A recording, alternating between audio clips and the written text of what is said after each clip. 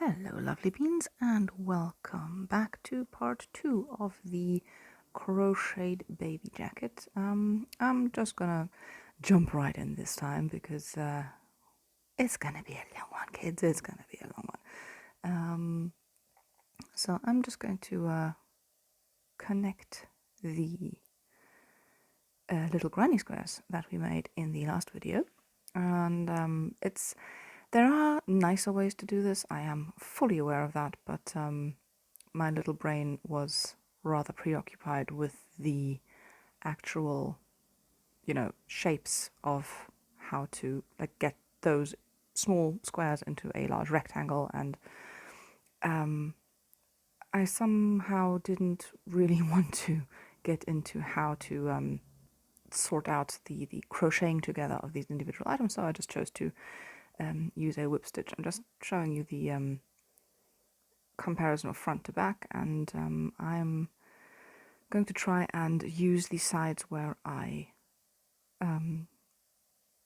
wove in the ends of the previous crochet work to have the bulky knobbly bits facing each other, and to make it a little bit easier to crochet around. Just the beginning of the whip stitching essentially here. Like there's to each crochet stitch there are 3 loops, and I'm trying to go through the 2 top loops that are facing up and having 1 loop on the bottom, just to have that kind of shall we say, stability there. It's a little bit finicky because again I crochet tight, so that doesn't make my life any easier necessarily, but there you can just see there's these little like braids almost, they lie next to each other. It's not a very good shot of that braid situation, but there we go. There's the 2 little braids, and there's the needle through, and just whip stitching technically really along the entire side. And there we get to the end, and you can see that the end is a little irregular, or just not quite even. So I'm going to loop that to the back of the situation, fiddle around a little bit with the where it's going to be, and there again with the little back and front of the loop, and there we go, just fiddling that into there and checking where it's going to sit nicely and evenly, and just follow through with that, pull it tight, and there it's almost invisible. And same on the other side, just sort of make that little end even, which will make it a bit easier to crochet around in the next step. And got 1 more to go onto there. Looking for that end part again. There it is. And just through the magic of editing, there we go, there we are, all nicely whip stitched together. Now we can go around. Only thing is that the next yarn is a little larger than the original one. Now remember, for that one we had the 3.5 hook, and for this one we need a larger hook at 4 mil, and one would think that doesn't make a lot of difference, but it kind of does. Oh yeah, this is gonna come back to bite me later. I'm using the smaller hook to get the larger yarn into the smaller yarn, which works a treat, but I should not have started in the middle. I did that to sort of try and I think I wanted to hide the start of the round a little better, but I really should have started closer to the edge. Now here I'm just going, remember those little edges we crocheted in the last one? To get around them with this larger yarn, I actually don't really need to pay much attention to it. It just needs 1 extra stitch to get around. And because again the yarn is larger, I'm jumping a stitch here with these little clusters of 3. Then there was 1 chain and then another cluster of 3, and I'm crocheting into each stitch of the cluster of 3, but I'm jumping the chain between the clusters. Same here, I'm just kind of like going one stitch in there, and then the stitch in the next one, just to sort of like pull that together a little bit, because with this larger yarn, if you go into each stitch, you'll have the finished round around be too large, and it'll start getting all wibbly wobbly on you. So if you have larger yarn like I do, because I couldn't find yarn the size I wanted in the color that I wanted, because I wanted to have a bit of a difference, and yeah, you'll have to finagle around with that sort of thing.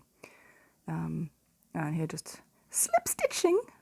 I remember that, slip stitching the round shut, and off to the next round. And this one, cleverly, I can now do with the actual size hook for this yarn. Now, we're getting to that corner again, and because I now need to sort of like adapt for the size of the yarn, I'm putting, how much was it, 1 or 2? 2 or 3? 2. It was three stitches in that little extra stitch I put into the corner, just to get around the corner, and not have it sort of like shrink the round. Because if you crochet into each same stitch again, it will build it upwards rather than outwards, if that makes sense. Like you would end up having like a little basket of crochet. If you want that, that's cool. But if you want to make a little jacket out of it, you need it to be flat. Right, there we are. And I have taken you onto the third round, this is, and I'm now counting down because here I want to start making the neck opening. And so I've counted down 12 from the side, crocheting single crochet here. I made a mistake there. Crocheting single crochet, and then I'm putting in 1 half double, and into number 12 from the left looking, number 12 gets a double crochet, and then I'm going to finish the top end with another 11 double crochets, just to have like sort of in the middle of that little dip, just to have that little dip in the middle to sort of like have the opening for the neck a little rounded. Anyway, I'm going all the way to the end here, because there you go, because coming down on the other side is going to be a wee bit different from here on, because of the difference in height. Got to the end of the double crochet, I chain 1, and then I'm going to go back down with half double crochets, apologies, half double crochets, and for each, like for the half double crochet, for the double crochet, I'm going to put in 2 half doubles on the side of the double crochet, if that makes sense. There's probably a more elegant way to do that, but I didn't think of it, or I don't know it. So here's all the half double crochets now on that side. And there we have a nice little corner.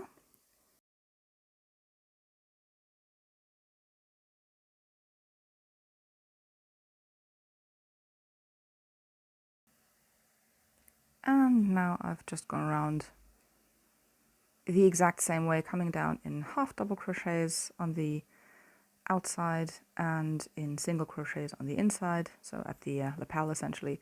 And I'm just finishing off the bottom real quick, all in single crochet.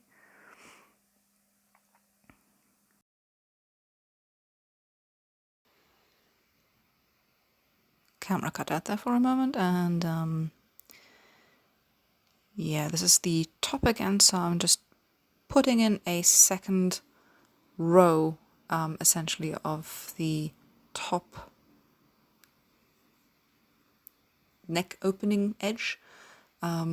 Just got into the top corner there, and I'm going to make sure that I hit the single crochets with another single crochet first, put another half double crochet in the double crochet, and then finish off the remaining, what's it going to be, 12 did I say, double crochets, also again by putting double crochets on top there, and then very inelegantly chaining 2 and coming down the outside or side seam corner, or side seam side rather, with another row of half double crochets, and then making my way slowly but surely into the bottom corner, and then again with the supremely inelegant way of just coming around there with the from the half double to the single crochets, and finishing up that line very quickly, and then just coming in there. Yeah, just sort of just checking whether it's all still on one height, one level, all nice and even. There we go. And then I'm just going to slip stitch, or finish that last one little stitch there, and then slip stitch that puppy shut. And what I'm now going to do, this is where my initial starting in the middle comes in again. I'm now slip stitching my way to that corner because I need more width on the side seam and not on the inside. So to get back to that side seam, I'm going to chain 1, flip the whole thing around, and then I'm going to fiddle my way into there and single crochet all the way back to the side seam corner, which I did myself no favors because I just crochet way too tightly. And yeah. And now, apparently, for some reason, I completely neglected recording me going up the side again in the half double crochets. I did that twice, I believe. Just because I needed to get a little bit more width on the side seam. I might have only done that once, to be entirely honest. It doesn't really matter. It depends on how wide you need it, how often you go back and forth. Anyway, this is the first one done, or the second one done, technically. And now I can then put these aside. Let's see whether the lapel overlaps here nicely. And yes, that's those done. And now I can do the back of the whole little jackety thing, and I connected those in the exact same whip stitchy way that I used on the front parts. And this is the I want to say second round I did around. I think it's the second round I did around. No, yes, it is the second round I did around. Same principle as on the front ones. Use the small needle to go into the initial round, and didn't do every crochet. Right, here I am now coming up to the side again, single crochet along the bottom, and I'm now changing into the double crochets again along the side, again using that weird technique of chaining 2 and then just double crocheting around or half double crocheting in this case, excuse me, I keep mixing those two up. Half double crocheting along the side seam, as it were, to get again the width of the little jacket. Here we're coming up to the top, and for this I'm going to have to finagle the situation again, because I obviously need to have I need to consider the neck opening. So what I'm going to do here is I am going to count down from the side, and I'm making some mistakes with this one because some thought issues. like again, here chaining 2 or 3 actually, I think, then 2 double crochets for the half double crochet there.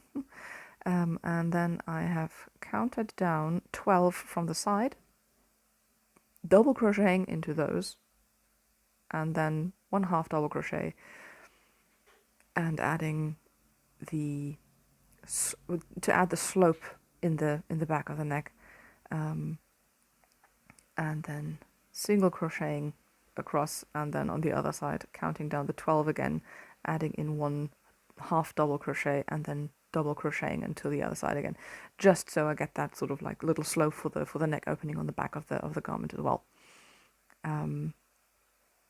Again, I didn't work to any like instructions or patterns or anything, because why would I make my life easy for myself?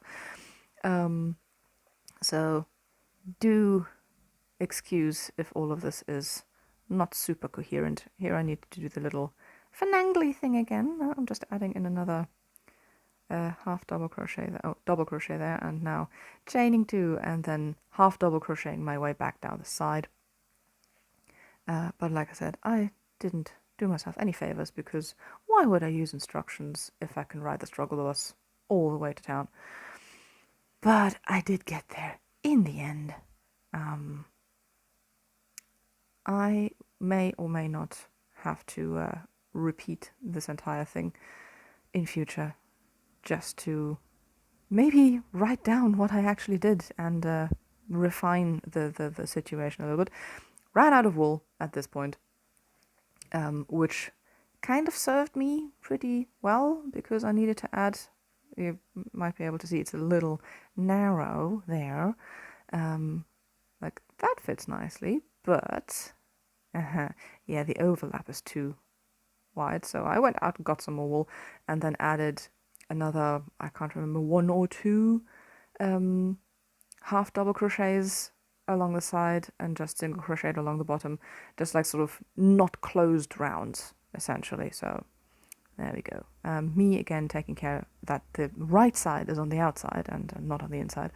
And then I am going to just connect the shoulder seams in the exact same way that I connected the granny squares together, which is by whip stitching. I know there are more elegant solutions. You can crochet them together, but I wasn't going to do that in that situation. My brain was struggling enough with, keeping count of all the stitches and just the sheer logistics of getting where I needed to be. So I just, like I said, just whip stitch them together and call it a day. I don't think it detracts from the garment. Like, it might have added a little bit more interest in the seam areas, but I don't think it doesn't change the functionality of it. So I'm gonna call that good enough. I'm sorry. Like I said, if there are any like more professional crocheters watching this, please don't come for me.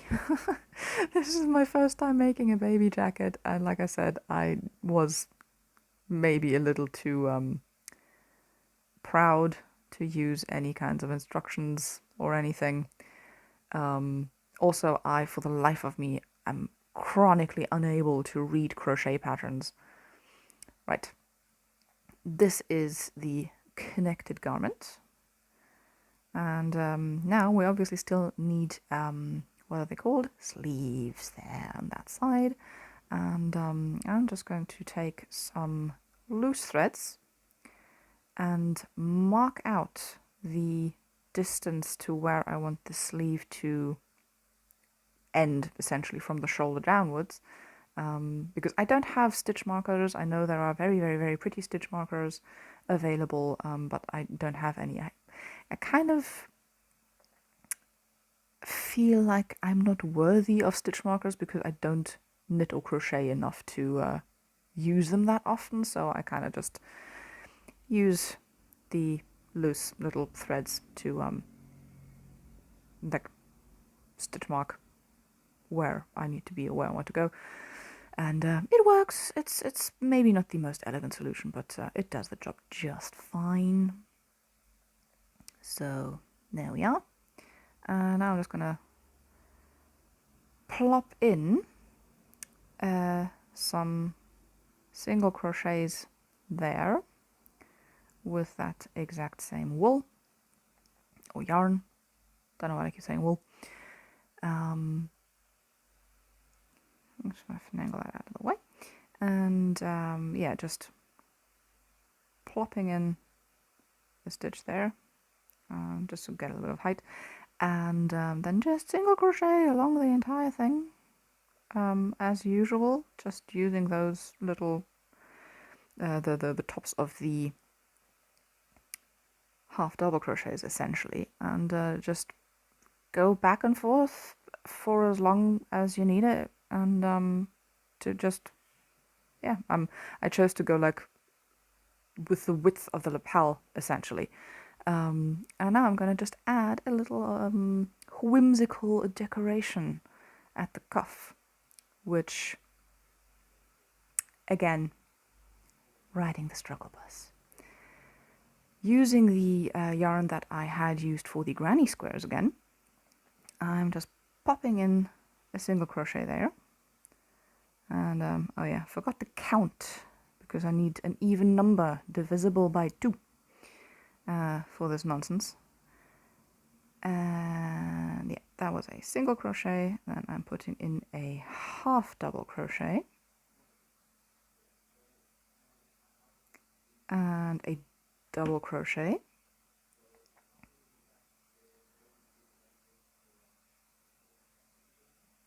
and then into the next stitch, oh yeah, those were all in the same stitch, and then the next stitch, 1 double crochet, a half double crochet,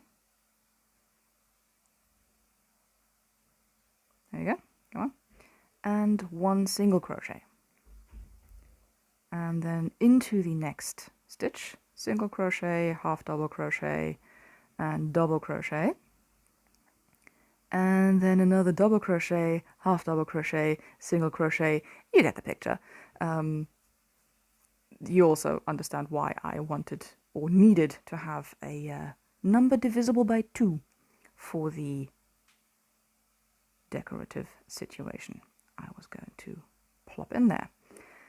Right, second side, last one. Made it just about. I think it would be possible to jump 1 stitch somewhere if you needed to, but yeah, it's easier to just have a number divisible by 2. So yeah, there we go, just finishing that off, and there we have a little ruffly edge. I'm supremely proud of that little ruffly edge.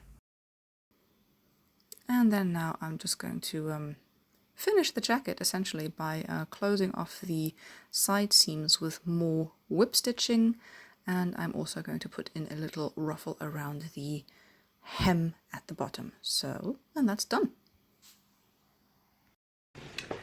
Right, that is the little baby jacket I made for my little niece. As you can see, the little ruffles around the edges and around the bottom, and the back of the same motif. I have no idea of baby sizes, so I am praying that this is large enough for a what's it now, a month and a half old. So yeah, I will update you as soon as Amelia has modeled this. With parents' consent, I might actually be able to share a picture at some point, but for now I hope you enjoyed the video. Do tag me, or do let me know if you have any fun anecdotes of how you got into crocheting, and other than that, I will see you in my next video. Until then, take care.